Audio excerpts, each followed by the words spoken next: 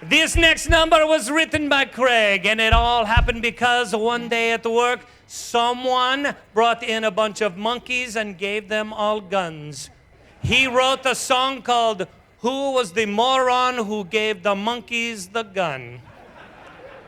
He is a genius, and here is the song.